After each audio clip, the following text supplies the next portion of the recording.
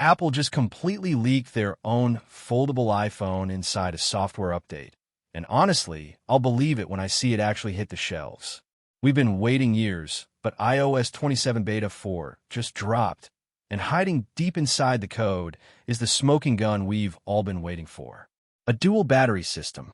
But before we get to the hardware leaks that are going to drain your wallet with the inevitable Apple tax, we need to talk about what Cupertino actually changed in this software, because they just ripped out one of the best features from Beta 3 completely unannounced, and I'm not happy about it.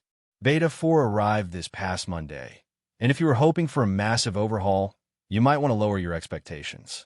This is the stabilization phase of the cycle. We're getting close to that September launch window, so Apple is locking things down. But they still managed to tweak a few things that affect daily use. Let's start with the TV app.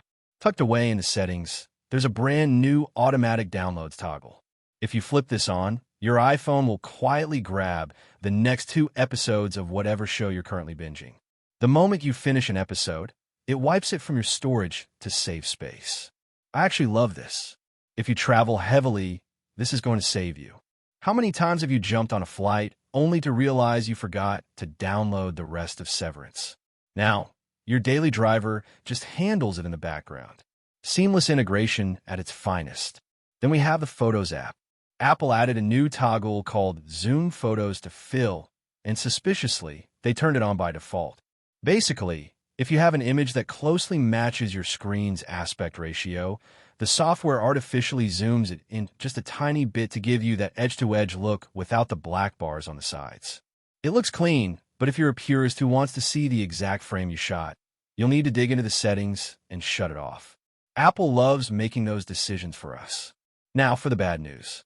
In Beta 3, when you swiped into the notification center, you got this gorgeous layered cutout of your wallpaper subject floating over the home screen. It was slick. It felt next-gen. Well, Beta 4 killed it. Just completely gone. Why? Who knows? Maybe it was causing weird thermal throttling, or maybe it was just a highly polished bug. There's a chance it comes back in the RC build, but right now it's missing. Wait, really?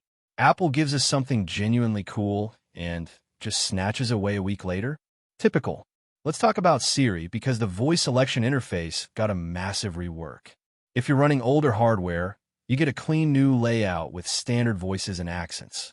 But if you have newer hardware, you start seeing placeholders for upcoming custom voices.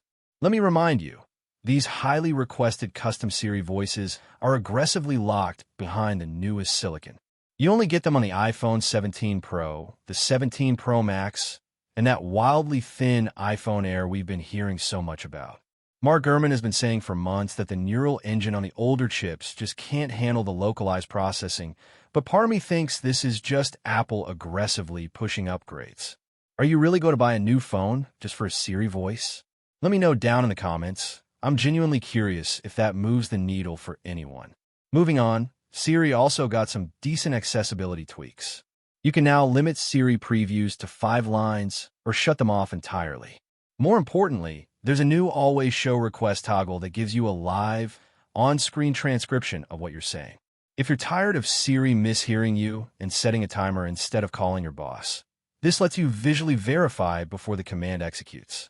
They also added a splash screen for the swipe-down search interface, clearly admitting that their UI isn't exactly intuitive for the average user.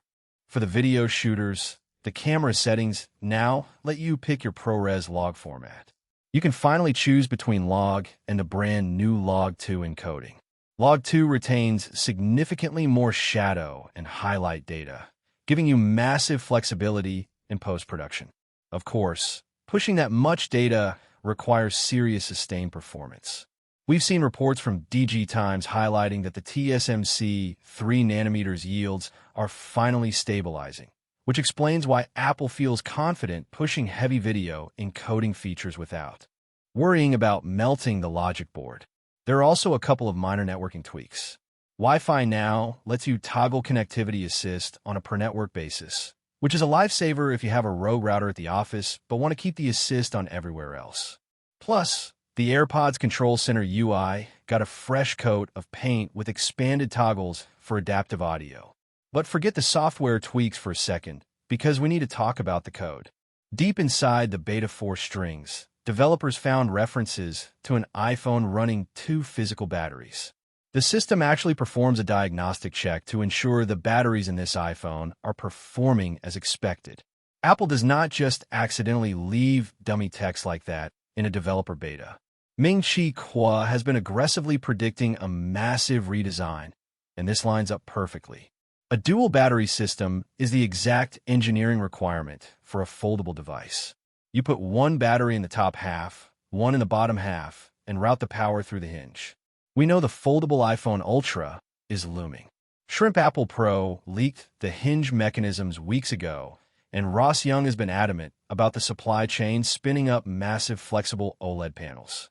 When you cross-reference that with reports from the Elec claiming Apple just finalized their foldable display testing in Korea, the timeline makes total sense. We just went hands-on with the Samsung Galaxy Z Fold 8, which supposedly matches the exact dimensions of this leaked Apple prototype.